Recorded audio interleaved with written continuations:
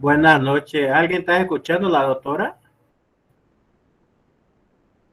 No, No, No se escucha todavía. ¿Cómo le va? Buenas noches, no se escucha.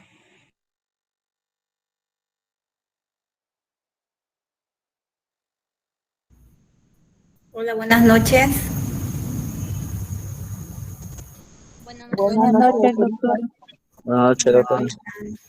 Vamos a empezar la clase ya. Vamos a hacer una clase cortita porque tengo una reunión ahorita esperando, igual en una videollamada. Así que vamos a apurarnos un poquito. Nos toca hablar habíamos hablado ya de lo que es injuria renal aguda, que es la lesión aguda del riñón. Ahora vamos a hablar y a describir lo que es la parte crónica, que es lo que es la enfermedad renal crónica. Habíamos dicho que cuando se trata de algo agudo, decimos injuria renal aguda o lesión renal aguda, y cuando es crónico, hablamos de enfermedad renal crónica. Esperen un momento. Vamos a sacar esto.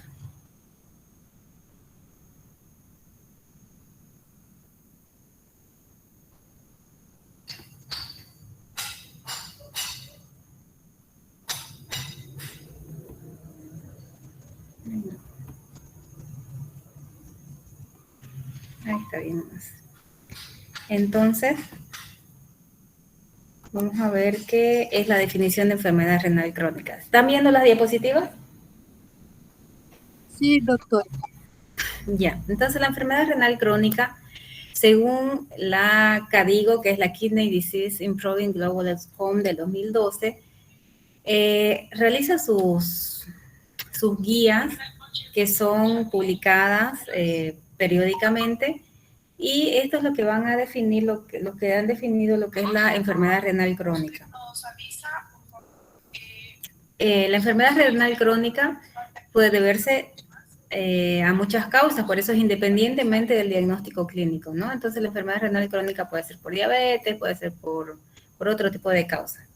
Entonces es la presencia durante al menos 3 meses de un filtrado glomerular inferior a 60 ml por minuto por 1.73 metros cuadrados y o marcadores de lesión renal. Recuerden que este valor del filtrado glomerular, ¿cómo lo obtenemos en un paciente? ¿Se acuerdan? ¿Cómo vamos a obtener un filtrado glomerular? ¿Cómo vamos a saber el filtrado de nuestro paciente?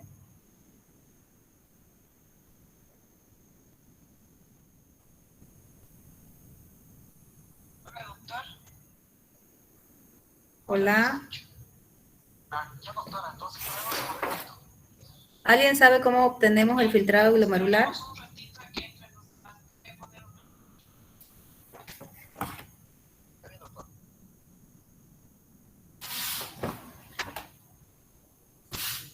Hola, ¿me están escuchando?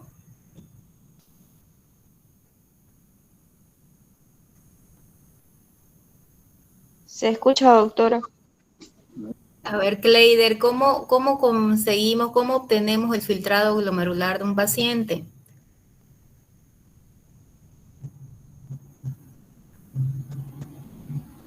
¿Cómo sabemos cuál es su filtrado glomerular? ¿No se acuerdan? Doctora, Dígame. mediante la fórmula pues que no... ¿Eso? ¿Mediante cuál fórmula? Seca y EPI, tal, es igual esa para niños. Bueno, cada fórmula tiene para... cada fórmula hay para, de acuerdo a cada paciente, por ejemplo, para niños hay una, para así. Eso que no es así. Perfecto. Entonces, les hago recuerdo. El filtrado glomerular lo vamos a obtener de dos formas. Una forma directa, que es a través de la orina de 24 horas. ¿Recuerdan eso cuando hablamos de laboratorio? Recolectamos la orina de 24 horas y mandamos al laboratorio y solicitamos favor realizar clearance de creatinina en orina de 24 horas. El clearance de creatinina es el filtrado, claro, el filtrado glomerular. Entonces, podemos hacerlo así a través de la orina de 24 horas o podemos hacer una estimación del filtrado glomerular a través de las fórmulas, como dijo su compañero. Tenemos la fórmula de Cockcroft-Gault, que es la que tienen que saberse de memoria si quieren aprobar esta materia. Las fórmulas MDRD, que no está validada para diabéticos, la CKD-EPI, que sí está validada para diabéticos, y tenemos también la Schwartz, que es para los niños. Entonces, a través de esas fórmulas hacemos un filtrado aproximado, ¿no? Es calculado, perdón. Entonces, si con esos valores, con esas fórmulas o a través de la orina nos reportan un filtrado glomerular de 60 ml minuto o menos, entonces hablamos de una enfermedad renal crónica si ya pasaron 2 o 3 meses. Recuerden que en la injuria renal aguda teníamos que actuar rápido, porque si esa injuria renal aguda se mantenía en el tiempo, se convertía en algo crónico, y es esto, la enfermedad renal crónica, que si es mayor a 3 meses la lesión renal que se presenta con disminución del filtrado glomerular, entonces vamos a tener enfermedad renal crónica, ¿no? ¿Dónde está? Ya. Y los marcadores de lesión renal, habíamos hablado de marcadores de lesión renal. ¿Cuáles eran? Urea, creatinina, cistatina C, que si bien no nos sirve para diagnosticar una enfermedad renal crónica porque ya lo teníamos que haber pedido en una aguda, ¿no? Proteinuria. Entonces, la lesión renal va a estar dada por alteraciones de laboratorio como albuminuria, principalmente la enfermedad renal crónica, sobre todo en los diabéticos, ¿no? Va a ser la causa la albuminuria, alteraciones del sedimento urinario. ¿Qué alteraciones del sedimento urinario creen que podemos tener en una enfermedad renal crónica?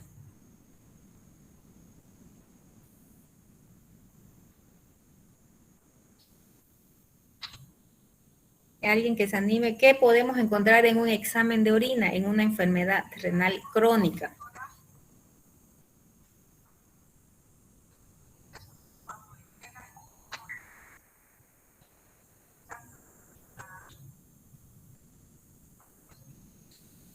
¿A nadie se le ocurre algo?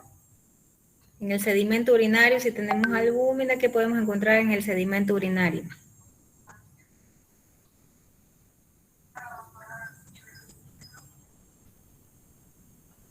Podemos encontrar cilindros, ¿no ve? Recordemos que los cilindros que vemos en el examen de orina no son más que moldes de proteínas que han estado en los túbulos renales y que han salido finalmente a la orina, ¿no? Entonces, podemos encontrar los cilindros, ¿no? Distintos tipos de cilindros. Sabemos que hay cilindros de todo tipo, granulosos, céreos, hialinos, de todo. También en la lesión renal podemos encontrar trastornos electrolíticos u otros, como hiperpotasemia, ¿no?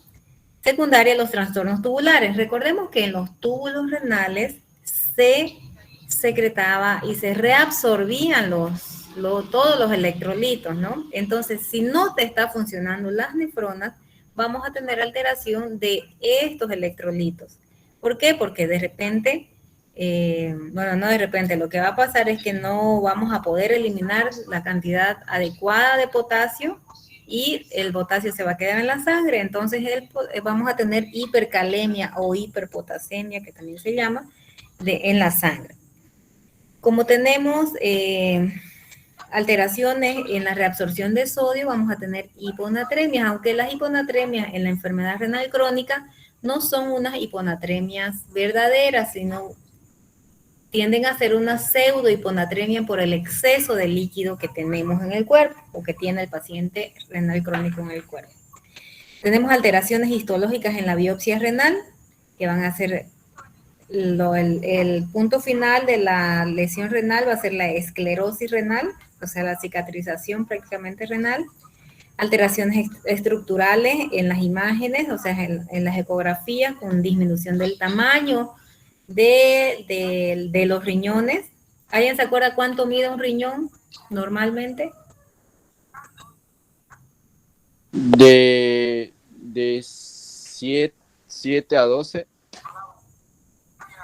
De 12 centímetros de longitud, 6 centímetros de anchura y de grosor 3. Perfecto, 12 por 6 por 3, ¿no? Prácticamente para que se acuerden Sí. siempre. Puede variar según la literatura, un poco más, un poco menos. Pero para que ustedes se acuerden, 12 por 6 por 3.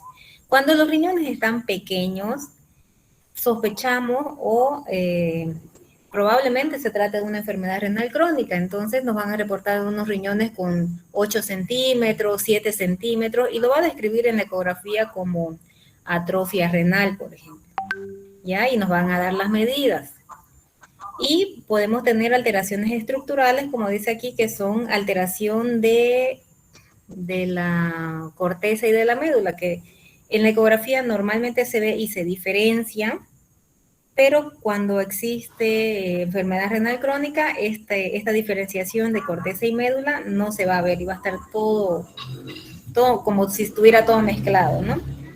Y si el paciente tiene historia de trasplante renal y ha disminuido su filtrado glomerular, entonces probablemente esté en una enfermedad renal crónica, ¿no? Porque el trasplante renal, con trasplante renal el paciente puede ir muy bien muchos años y no estar en enfermedad renal crónica o insuficiencia renal. Pero para poder entender lo que es la enfermedad renal crónica, tenemos que recordar cuáles son las funciones que cumple el riñón. Esta diapositiva creo que la repito cada vez en los temas, que son las funciones del riñón o de los riñones: regulación de los iones, o sea, regulación hidroelectrolítica,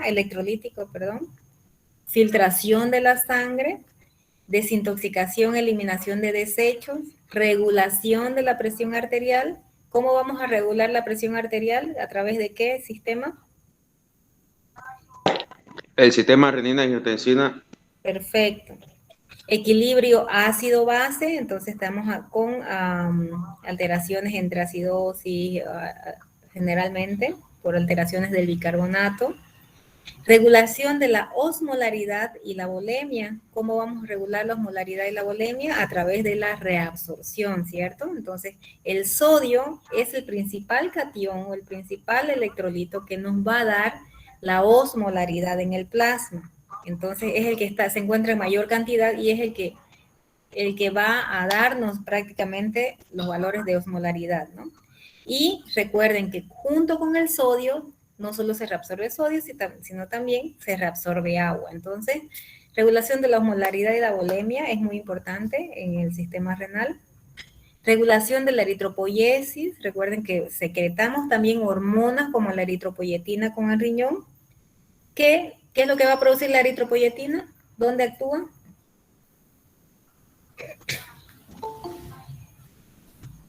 ¿Dónde actúa la eritropoyetina?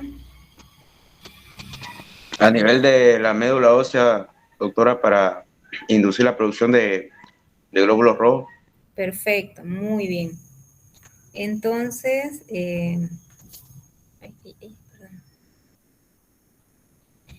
tenemos la regulación de eritropoiesis, la gluconeogénesis, activando la producción de glucosa cuando falta, ¿no? Cuando ya tenemos cuando ya hemos agotado todas las otras instancias para producir glucosa en el cuerpo. En caso de un déficit de glucosa, podemos hacerlo a través del riñón. Y también secretamos vitamina D. Entonces tenemos múltiples funciones. ¿Y por qué quiero que se acuerden de esto? Porque cada una de esas funciones va a estar alterada y va a producir algún síntoma o algún signo en el paciente con enfermedad renal crónica. Entonces, si falta una secreción de vitamina D, tiene su sintomatología en cuanto a vitamina D. Va a tener una osteodistrofia renal, por ejemplo. Si tiene todos, ¿no? Van a tener regulación de alteración de los iones, entonces van a tener desequilibrio hidroelectrolítico. Entonces, cada una de estas funciones se va a estar reflejada cuando disminuyan en la enfermedad renal crónica. La tasa de filtrado glomerular, lo normal es de 100 a 120 ml minuto por 1.73 metros, ahí faltó cuadrados, ¿no? Eso es lo normal, y así es como debemos reportar, ya sea en la fórmula de Cochrane, por ejemplo, cuando reportemos, o en la CKD-EPI, cuando calculemos, decimos tasa de filtrado glomerular, qué sé yo, 80 o 60 o 100 ml minuto por 1.73 metros cuadrados. Ahí me faltó el 2. Aquí. Entonces, esta es la manera correcta de reportar un filtrado glomerular, ya sea calculado o ya sea directo a través de la orina. Y bueno, esto va a equivaler al 15 al 20% del flujo sanguíneo renal. Recordamos un poco cómo es la histología o la anatomía microscópica de lo que es la barrera de filtrado glomerular. Tenemos lo que nos va a filtrar todo, lo más importante es un endotelio fenestrado, porque a través de esto es que va a pasar el líquido, los electrolitos, o va a pasar o no las proteínas, ¿no? La membrana basal glomerular, que tiene una carga positiva o negativa. Negativa. Una carga negativa, exactamente, que nos va a hacer que repelen las proteínas para que no se filtren por acá. Entonces, las proteínas que son con carga eléctrica negativa van a estar aquí, que esto es sangre, glóbulos rojos, glóbulos blancos, estos redonditos que vemos acá, y junto con ello va a haber proteínas, ¿no? Entonces, esta membrana basal glomerular las va a empujar para que no se filtren por la carga negativa. Y los podocitos, que recordamos que los podocitos son muy importantes también en lo que es la filtración por los brazos, los pies, las prolongaciones que tiene, y que va a ayudar también en la contractilidad del glomérulo, ¿no? Entonces, si bien tenemos esto que es la membrana basal glomerular, aquí tengo, para que recuerden un poquito, en esta parte de acá, entre los capilares, estas cositas amarillitas de aquí, vamos a tener lo que es el tejido intersticial del glomérulo, ¿no? Entonces, cuando hay algunas alteraciones, vamos a tenerlas a este nivel también. ¿Y cómo hacemos la clasificación de la enfermedad renal crónica de acuerdo al filtrado glomerular? Esta tablita se la van a aprender, es sumamente importante, pregunta de examen. Esta tabla donde nos va a clasificar según las normas KDIGO el estadio de la enfermedad renal crónica. Calculamos ¿qué se llama? El filtrado glomerular, y aquí por ejemplo nos da el valor, ya sea 100, 90, 70, 80, y lo ponemos en esta tabla. Y vemos en qué estadio está. Si está en 75, entonces estará levemente disminuido, estará en un G2, ¿no? En un G2. Y eso también tenemos que ver la cantidad de albúmina la albuminuria, que presenta nuestro paciente. Es por eso que es mejor hacerlo siempre con orina de 24 horas, ¿no? Podemos calcular el clearance, evidentemente, ¿no? Pero para calcular la albuminuria hay que hacerla en orina de 24 horas. Y es siempre mejor tener un basal de una clearance de creatinina y proteinuria en orina de 24 horas para poder estadificar a nuestro paciente. Entonces, si tenemos un G2 con un 70 de filtrado glomerular, pero que no está con mucha proteína, que no tiene mucha proteinuria, tiene menos de 30 miligramos por gramo, entonces esto nos va a decir que el pronóstico es bueno de este paciente. A mayor proteinuria es peor el pronóstico del paciente. Si tenemos mucha proteinuria, es peor el pronóstico, ¿no? Así esté en un estadio 1 o en un estadio 2. Y peor si tenemos un estadio 5, cuando el filtrado glomerular es menor a 15 y tenemos una albuminuria mayor a 300 miligramos por gramo de creatinina, entonces lo que vamos a tener es mayor mortalidad, o sea, peor pronóstico para nuestro paciente. Entonces esta tabla nos sirve para ubicarnos cómo está nuestro paciente, ¿ya? Y siempre que tengamos un paciente con enfermedad renal crónica, calculamos el clearance de creatinina que habíamos dicho, por cualquiera de las dos formas, y lo clasificamos. Entonces decimos, el diagnóstico de nuestro paciente es enfermedad renal crónica, estadio G1, G2, G3A, G3B, de acuerdo al clearance de creatinina que nuestro paciente. Y le damos un apellido con A1, A2 y A3 de acuerdo al grado de proteinuria o de albuminuria que tenga, ¿ya? Entonces siempre su diagnóstico de enfermedad renal crónica, cuando hagan en sus evoluciones, van a poner paciente con diagnóstico de enfermedad renal crónica, estadio G3A o G3B o estadio G4. Normalmente si va a estar internado, va a estar en un G4 o G5, ¿no? Y A1, A2 o A3.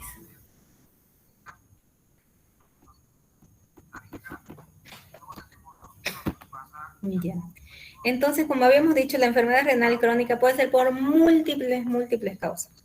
Puede ser por diabetes, que es la principal causa, y causa no diabética. Las causas no diabéticas son vasculares, por ejemplo, una estenosis de la arteria renal. Son parecidas, ¿se acuerdan a las que habíamos visto las causas de la enfermedad renal, la injuria renal aguda? Entonces, vascular, puede ser por obstrucción, una estenosis de la arteria renal o por hipertensión arterial secundaria. Puede ser glomerular, que se lleva un paciente con lupus y que está en su fase ya terminales, o nefropatía por IgA también, que afectan, patologías que afectan el glomérulo, patologías que afectan directamente el túbulo, puede ser por fármacos o una necrosis tubular aguda que nunca se recuperó y que afectó directamente al túbulo, ¿no? Los fármacos, los contrastes producen necrosis tubular aguda, entonces puede ser una enfermedad renal crónica, túbulo intersticial, o enfermedad renal crónica quística, que esto también es como una enfermedad poliquística, ¿no? La enfermedad poliquísticas son múltiples quistes que presenta el riñón y que comprimen la masa renal y por eso disminuye la función del riñón. No es lo mismo que cuando nos reportan en una ecografía un solo quiste, ¿no? Un quiste renal derecho. Un solo quiste no pasa nada, no hay que tener miedo, ¿no? Podemos tenerlo y listo, y que nunca nos afecte, ¿no? Pero la enfermedad renal poliquística sí es una causa frecuente de enfermedad renal crónica. ¿Tienen alguna pregunta hasta aquí?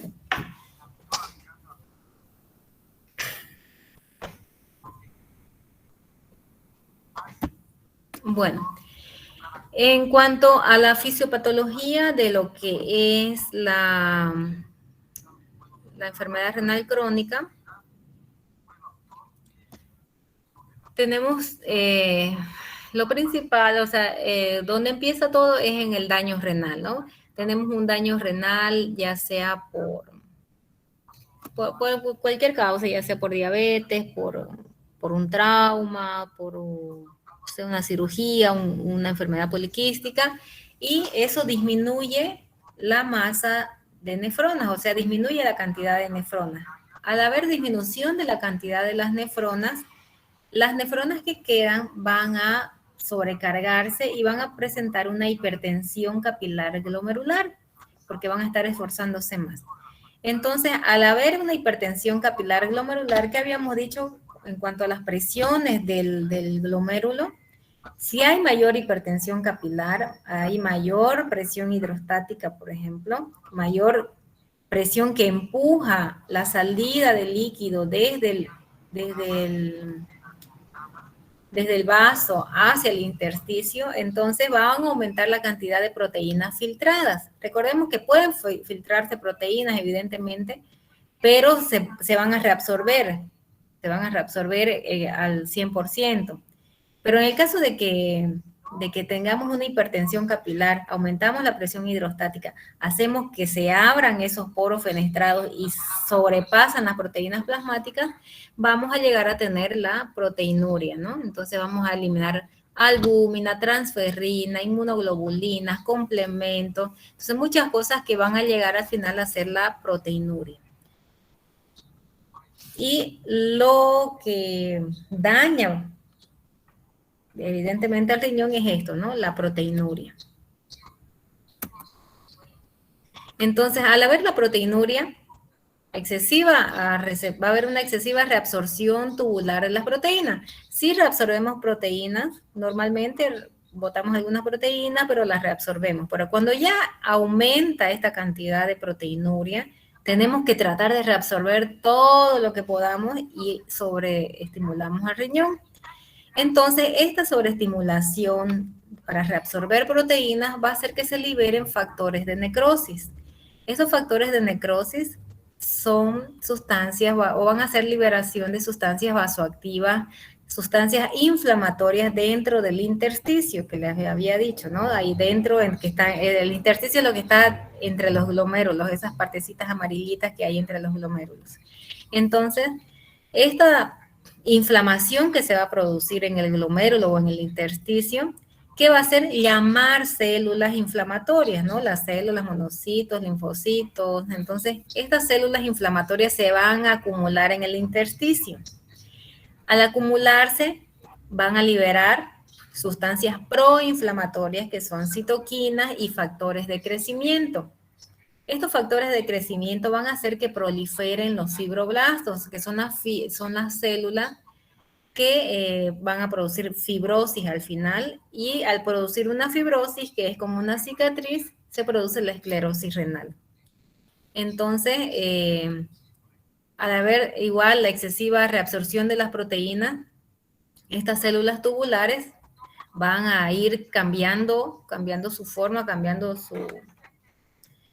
sus funciones, y van a llegar a formarse de células tubulares a miofibroblastos. O sea, se van a ir cambiando las células tubulares por fibroblastos, ¿no? Por miofibroblastos.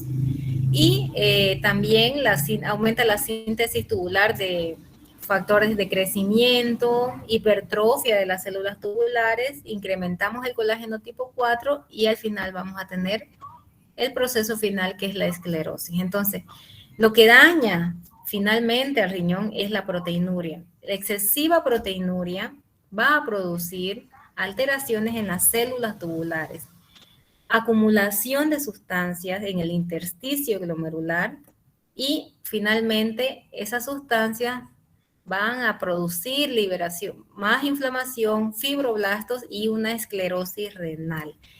Esto es la fisiopatología de una enfermedad renal crónica. Esto tienen que aprendérselo, ¿ya? Aquí otro cuadro, donde prácticamente hablamos de lo mismo. La lesión renal va a producir una disminución. Es como un círculo, ¿no? Como un círculo vicioso. La lesión renal, por cualquiera de las causas que habíamos hablado, disminuye el flujo microvascular, causa una hipoxia, apoptosis, que es la muerte celular, o fibrosis, disminuye más las nefronas. Al disminuir las nefronas, esto, donde empezamos, la hipertensión glomerular. ¿Qué va a producir la hipertensión glomerular? Que se filtren muchas proteínas. Al filtrarse muchas proteínas, tenemos que sobrecargar al riñón reabsorbiendo estas proteínas en los túbulos proximales.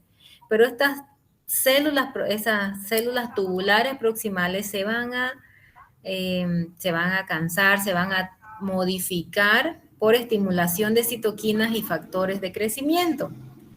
Entonces, tratan de cambiar para poder adecuarse a esta hiperfiltración. Entonces hay infiltración de monocitos, se cambian estas células tubulares por otro tipo de células para poder hacer esta función que estaba realizando. Y bueno, llegamos a lo mismo que es la apoptosis o la muerte celular, se mueren las células y se fibrosan, ¿no? Y todo esto también va de la mano con la hipertensión, la hiperglucemia y el sobrepeso.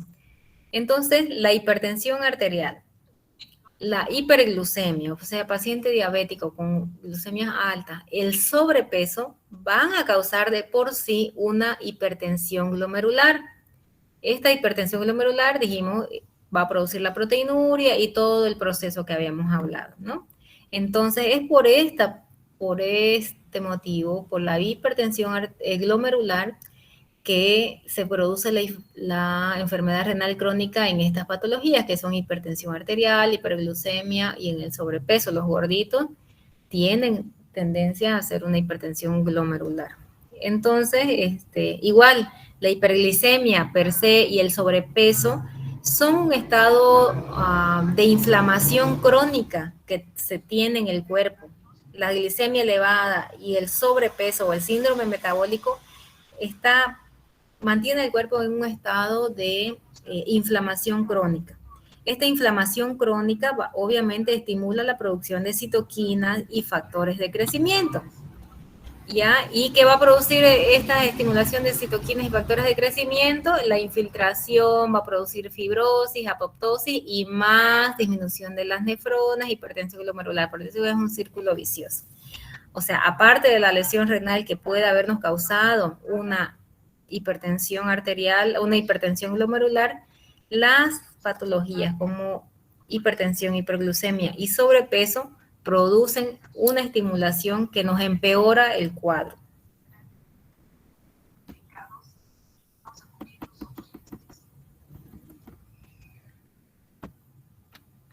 Entonces, el cuadro clínico que vamos a tener en estos pacientes, ¿cuál va a ser? Y hasta aquí vamos a quedar un poco, que son cuadros, síntomas generales, fatiga, letargia, debilidad, el paciente está cansado, adinámico, no tiene ganas de nada. En la piel vamos a presentar prurito, fragilidad dérmica, decoloración, el paciente está pálido porque está anémico, y presentan también una hiperpigmentación que es característica de los pacientes renales. Empiezan a ponerse un color de hiperpigmentación en la cara. Tenemos, por eso, ¿se acuerdan la facies renal? Tenemos hiperpigmentaciones en estos pacientes. Y en la piel también podemos ver lo que es la escarcha urémica. La escarcha urémica es la acumulación de urea que se cristaliza, que como no puede salir, no puede eliminarse, se va cristalizando y se va depositando en la piel. Ahorita les voy a mostrar una foto. Síntomas cardiovasculares, disnea, ortopnea, edema, dolor torácico, pericárdico, gastrointestinales, el paciente tiene anorexia, tiene náuseas, vómitos, disgeusia, respiración urémica, llenura precoz, hipo. Las náuseas y los vómitos son porque el paciente presenta una intoxicación con la urea que no puede eliminar, ¿no? Entonces, el paciente esa urea la tiene recirculando en su cuerpo y no va a poder, y va a presentar un olor. Esta respiración urémica que nos dice, es un olor característico, es un olor a sangre. ¿Alguna vez han olido sangre? ¿Sí? Es el mismo olor que sale de la boca, que sale del aliento, el aliento urémico de los pacientes con enfermedad renal crónica. Es un olor a sangre. Y síntomas neuromusculares, falta de concentración, parestesias, calambres musculares, piernas intranquilas y temblores.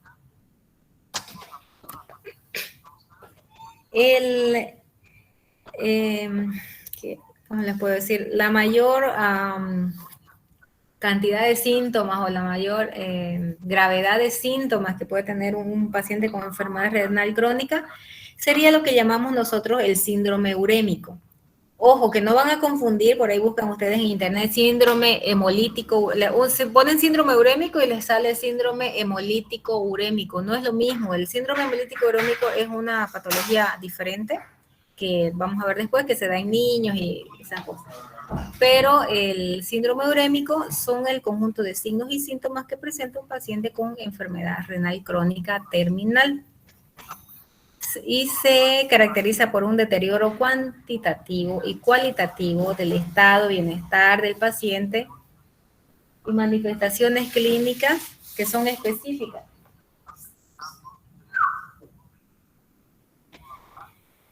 ¿Por qué? Porque el paciente está con una intoxicación debido a, puede ser a medicamentos o está con una intoxicación debido a la uremia que presenta. ¿Cuáles son las manifestaciones del síndrome urémico? Que es muy común, como ya los pacientes. Tenemos manifestaciones cardiovasculares, que son el paciente está hipertenso. Recuerden que hay alteraciones del sistema renina-angiotensina-aldosterona. El paciente está en insuficiencia cardíaca, presenta edema, presenta disnea, presenta derrame pleural, derrame pericárdico. El paciente puede tener estenosis o insuficiencia valvular, arteriomas, y esto es importante, pericarditis, ¿ya? El paciente con el síndrome urémico, si tiene pericarditis, es una indicación de realizar una hemodiálisis o un tratamiento sustitutivo renal, ¿no? Alteraciones de la coagulación también tiene el paciente, tendencias al sangramiento o la hipercoagulabilidad. O sea, el paciente puede estar sangrando, puede hacer hemorragia digestiva, el paciente puede llegar con una hemorragia digestiva, pero, por ejemplo, al momento de que ustedes le sacan sangre para tomar una muestra de gasometría o algo, se les coagula rápido, ¿no? Entonces puede tener estas dos cosas. La encefalopatía por la intoxicación urémica que tiene el paciente, polineuritis, puede tener anemia. Obviamente el paciente renal crónico va a tener anemia por falta de eritropoyetina. Son pacientes que son muy sensibles a las infecciones, tienen intolerancia a la glucosa, puede tener una elevación de la glucosa. Muchas veces cuando ya están en enfermedad renal crónica ya no necesitan un tratamiento con hipoglicemiantes o con insulina porque esta recircula, pero se puede mantener ciertamente elevada la glucosa sin necesidad de medicamentos. Sin embargo, también puede ser que nos llegue un paciente hipoglicémico, que no sepa que está con enfermedad renal crónica y que continúe tomando los medicamentos o recibiendo insulina y nos llega perfectamente con una hipoglicemia, ¿ya? Tiene lesiones óseas el paciente porque recordemos que el riñón tiene secreción de vitamina D3, tiene un metabolismo del calcio y del fósforo, entonces hay lesiones óseas y lesiones del calcio que pueden ser como una calcifilaxis, que son lesiones de depósitos de calcio en la piel, muy dolorosas, por cierto. Y bueno, ya dijimos alteraciones gastrointestinales, náuseas, vómitos, o el paciente puede tener hasta una hemorragia digestiva alta. Un síntoma principal es el edema. El paciente va a llegar sí o sí con edema, tanto en edema en miembros superiores como un edema facial, que es muy frecuente en la facies urémica, la facies renal, diré. Y estas cositas blancas que vemos aquí es la escarcha urémica, que es como una caspita, como si tuviera una caspita en la piel, que está junto a la implantación del cuero cabelludo o junto a las cejas, en el reborde ocular. Estas cositas blanquitas se llama escarcha urémica, que es por depósitos de la urea, por los cristales de urea en la piel, ¿no? Lo vamos a ver en pacientes con enfermedad renal crónica, generalmente que no han dializado todavía. Como dijimos, otros síntomas: astenia, náuseas, vómitos, puede ser vómitos con sangre también. Bajo de peso, pero el paciente puede estar edematizado, oliguria, a veces el paciente ya llega anúrico, ya no orina nada, prurito. Estos mismos depósitos de urea en la piel producen bastante prurito. El paciente puede estar somnoliento o puede estar incluso en un coma o una encefalopatía urémica. Entonces, hasta ahí vamos a quedar por ahora con la sintomatología de la enfermedad renal crónica y luego vamos a continuar en la siguiente clase. ¿Tienen alguna pregunta? ¿Alguna duda?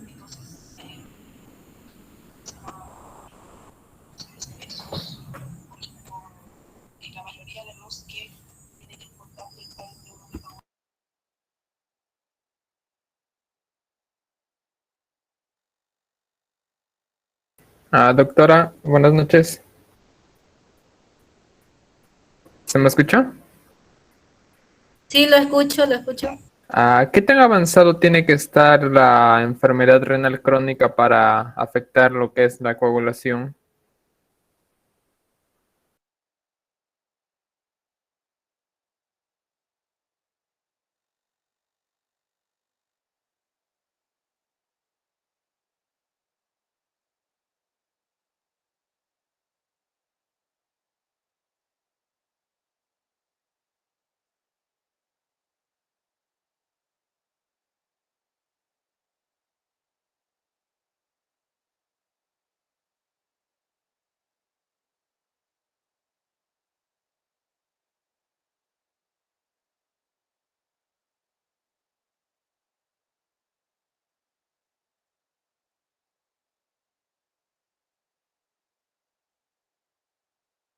Ay, perdón, no encendí mi micrófono.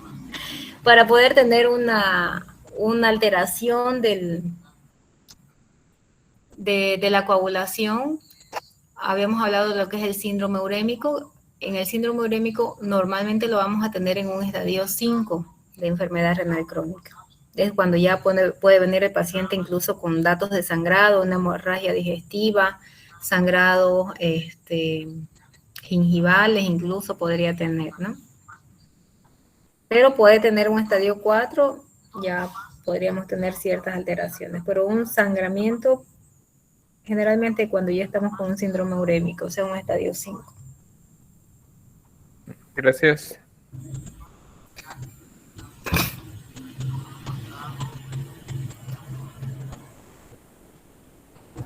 Doctora, Sí, en el cuadro clínico no ves que dijo de la parcha urémica, que son sí, depósitos de urea, sí. solo se manifiestan, como tengo una imagen a niveles solo de los pies, de los tobillos. No, no, la escarcha urémica es en la cara generalmente. La Ah, imagen de los pies es del edema. Normalmente van a ver la escarcha urémica en la parte superior, aquí en la frente. Van a ver, van a pensar incluso que es como caspa, ¿no? Pero no es, o suciedad del paciente. Se ve una cosita bien en la línea del cuero cabelludo, se ve ahí, o dentro ya del cabello, como si fuera caspita, en la parte de implantación del cuero cabelludo, en la cara. Incluso podemos ver escarcha urémica un poco en el tórax o a veces en los brazos. Pero no, lo de los pies, la imagen de los pies era para mostrarles el edema.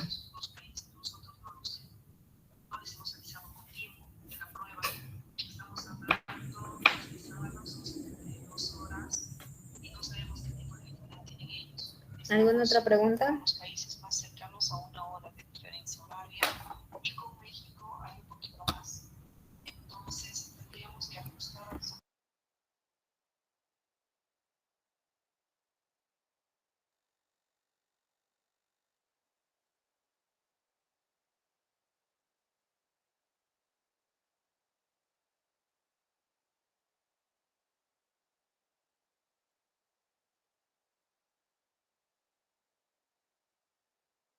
¿No tienen otra pregunta? ¿Van a hacer preguntas después de cada presentación o se va a hacer las preguntas al final de todo? Entonces, como hay tanta diferencia horaria, probablemente habría que hacer las preguntas para este grupo que va a ser virtual al final de todo. Bueno, si no tienen más preguntas, entonces nos vamos a ver la próxima clase, el próximo martes, ¿ya? Con estos contactos ya. Listo, doctora. Sí se puede Buenas apoyar. noches. Yo puedo apoyar. Buenas a ver, noches. Buenas noches, doctora. Gracias. Está bien, doctora, solamente vamos a, de todas formas, es un ensayo que vamos a hacer para ver la calidad de audio del video. De todas formas, en caso no se pueda,